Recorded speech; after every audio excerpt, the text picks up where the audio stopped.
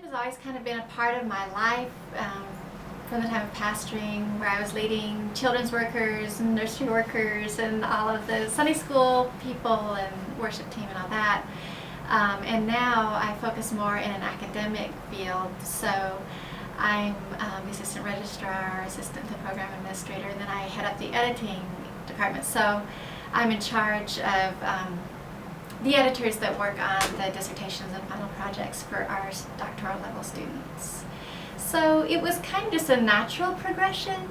I was never really formally prepared for leadership. It was just more one thing led to another, and it naturally, sort of organically grew out of our calling and where the Lord placed us, and just doing the next thing.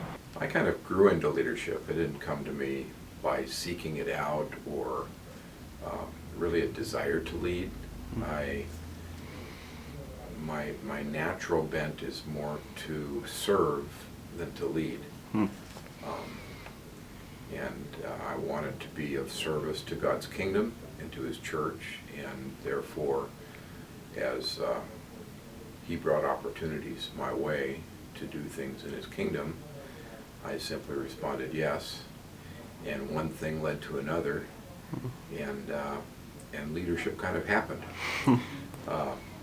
Not something I tried to do or to seek out, but it came to me, I guess you'd say. I got into leadership primarily because in missions, usually there's not a lot of people to get involved. I got involved in publishing, and one thing led to another, and larger projects until that became my life.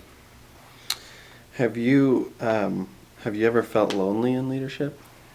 Seems like I do feel lonely in leadership every time you have to remove someone or demote someone, or a heavy correction, but these things are necessary. There's always kind of a tension in the air, and there is a sense of isolation after you have to have a discipline.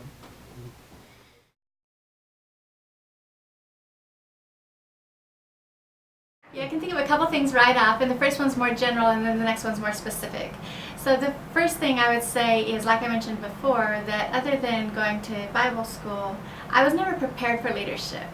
You know, it's just something I figured out as I go along, making mistakes, looking at role models and stuff like that. But nobody ever taught me how to do anything really that I'm doing.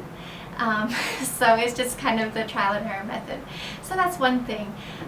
But God has been really gracious in granting me wonderful people to work with, so that's always, it's never been a problem, it's just been a challenge.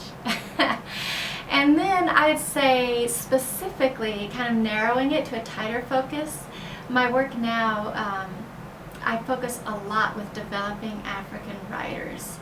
And so a big challenge is that many of them haven't had the same opportunities that we in the West have had, education-wise. You know, they have had a chance to go to school, but perhaps not the same opportunities to develop their writing at an academic level that we have, and they haven't had the same resources to work with to know how to use libraries and online resources and stuff like that. So I see my role as really developing them and their gifts, helping them to identify areas that are weak, and then mentoring them to become better. So There are always challenges in leadership because you're working with people, and people can be messy. I think there's a proverb that says something about if there's no horses or oxen in the stall, then there's a clean stall. But if you have oxen, there's going to be a mess to clean up, but you need the oxen to get the job done.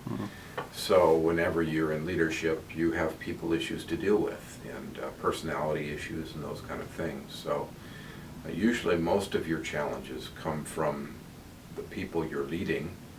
Occasionally they come from circumstances surrounding the ministry, sometimes legal, sometimes otherwise, but typically it's people issues, and so leaders need good people skills to work with people in and through those issues. A lot of times you have people with skills, but they do not have an emotional ability, and there's a lot of adjustments as far as harmony in the team, and I think this has been the biggest challenge for me in the past years.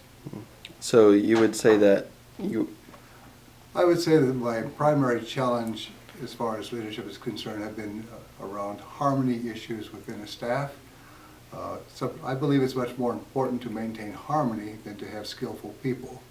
You can always develop skills, but that harmony is a very valued component of leadership.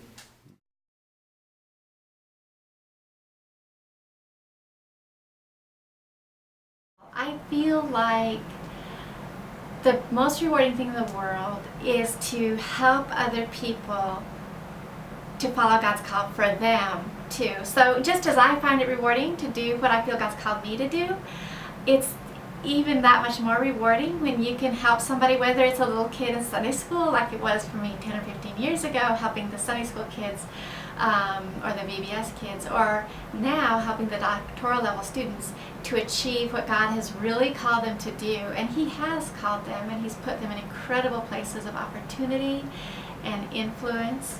And so I get to be a part of that. And one of the great benefits is getting to know them on a personal level.